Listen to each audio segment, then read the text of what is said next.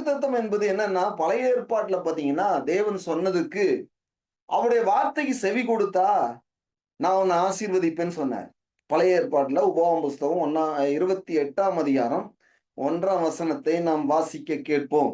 இன்று நான் உனக்கு விதிக்கிற இன்று நான் உனக்கு விதிக்கிற உன் தேவனாகிய கர்த்தருடைய கட்டளையின்படியெல்லாம் செய்ய நீ கவனமாயிருக்கும்படிக்கு செய்ய கவனமாயிருக்கும்படிக்கு உண்மையாய் செவி கொடுப்பாயானால் அவருடைய சத்தத்திற்கு உண்மையாய் செவி கொடுப்பாயானால் உன் கர்த்தர் உன் தேவனாகிய கர்த்தர்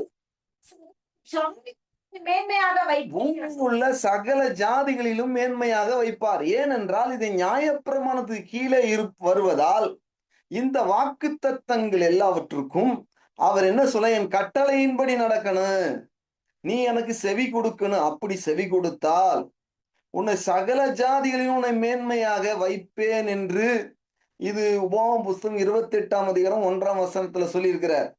அப்போ அங்க ஒரு நிபந்தனை இருக்கிறது. அதனால இன்றைக்கு கிறிஸ்தவர்களுக்கு எல்லாருக்கும் வாக்குத்தத்தத்தை நிறைவேற்றுறதுக்கு ஒரு வாக்கு கொடுத்தா அதுக்கு ஒரு நிபந்தனை இருக்குன்னு சொல்லி கேள்விப்பட்டிருக்கிறேன். புதிய ஏற்பாட்டு சபைக்கு வாக்குத்தத்தம் இருக்கிறதே தவிர நிபந்தனை இல்லை. இதை நீ செய்வாயானால் நான் இதை செய்வேன் என்று சொல்வது நியாயப்பிரமாணம். நீ எதுவும் செய்ய வேணாம், நானே உனக்காக எல்லாவற்றையும் செய்வேன் என்று சொல்வது புதிய ஏற்பாட்டு.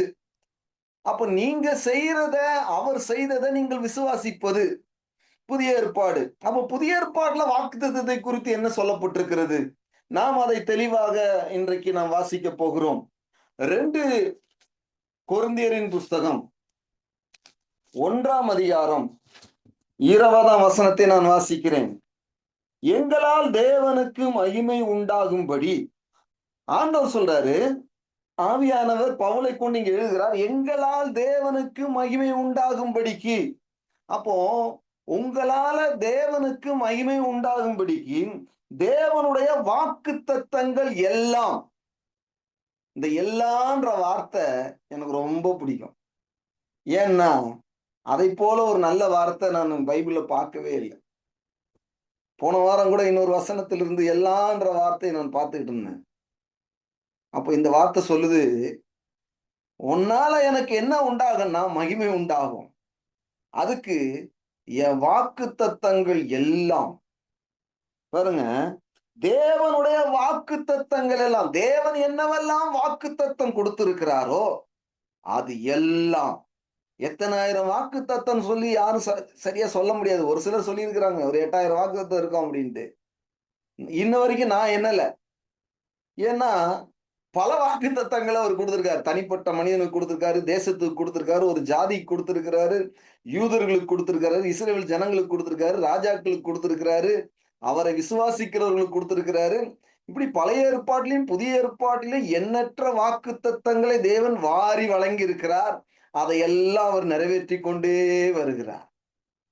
அப்படின்னா உங்களால யாருக்கு மகிமைன்னா தேவனுக்கு மகிமை. எதுக்காக மகிமை? அவர் சொல்றாரு, உன்னால நான் மகிமைப்பட போறேன்பா. என்னன்னா என் வாக்குத்தத்தங்கள் எல்லாம், வாக்குத்தத்தங்கள் எல்லாம். அப்போ எல்லா வாக்குத்தத்தம் யாருக்கு சொந்தம்? என்னால மகிமைப்பட போறாரு தேவன். எல்லா வாக்குத்தத்தினாலும் எல்லா வாக்குத்தத்தம் யாருக்கு சொந்தம்? எனக்கு சொந்தம்.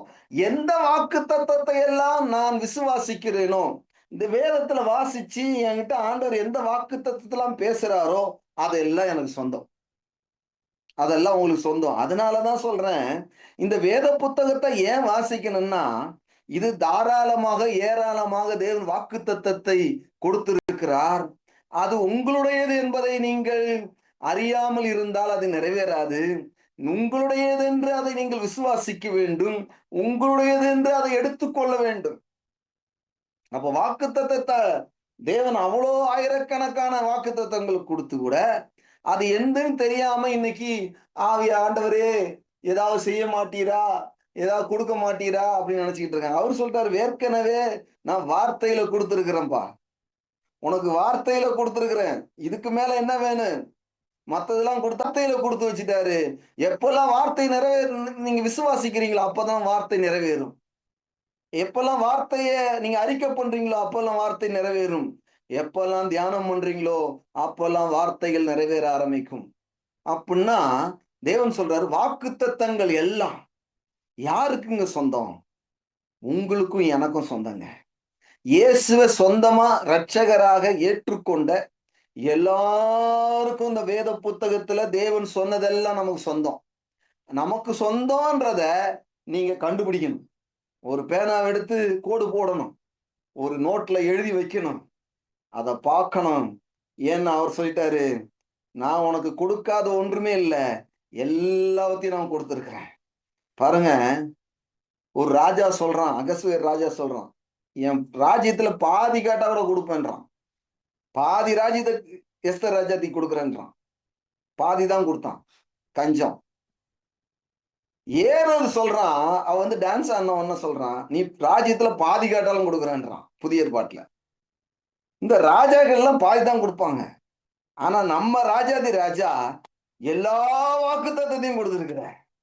உனக்கு கொடுக்காத ஒன்றுமே இல்ல. உனக்கு இல்ல இல்லன்னு பிசாசு சொல்லிட்டு இருக்கிறான். உனக்கு அது இல்ல, உனக்கு இது இல்ல, உனக்கு அது கிடைக்கல, அவங்களுக்கு அது கிடைச்சிருக்கு.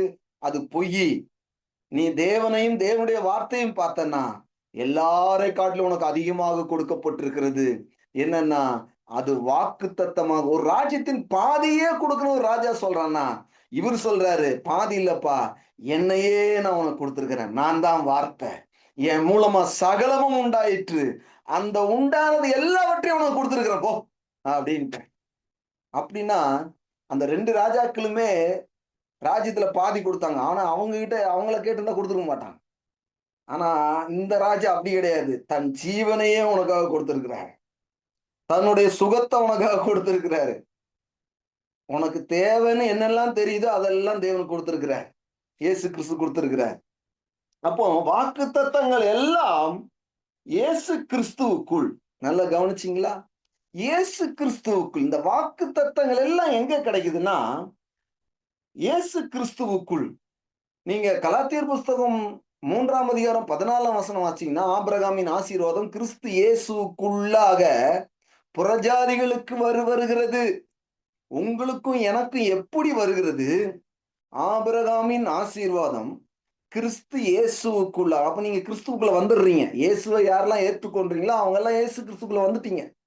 அப்ப கிறிஸ்துவுக்குள்ள யார் வந்தா அவங்களுக்கு எல்லாம் ஆபிரகாமின் ஆசீர்வாதம் வருகிறது. ஹலோ, உங்களுக்கு வந்துகிட்டு இருக்கு. ஆசீர்வாதம் வந்துகிட்டு இருக்குது. இது வரைக்கும் வந்திருக்குது, வந்து கொண்டு இருக்குது, இன்னும் வரும். அப்போ கிறிஸ்துவுக்குள், இயேசு கிறிஸ்துவுக்குள் வாக்குத்தத்தங்கள், தேவனுடைய வாக்குத்தத்தங்கள் எல்லாம். இந்த ஒரு வார்த்தையை பார்த்தாலே ஆச்சரியமா இருக்கு. வாக்குத்தத்தங்கள் எல்லாம். ஒரு கண்டிஷன் இல்ல, ஒரு கஞ்சத்தனம் இல்ல. தேவன் பாருங்க, கருமி கிடையாது, கஞ்சமும் கிடையாது. அவர் கொடுத்ததே அப்படின்னா தாராளம், ஏராளம்.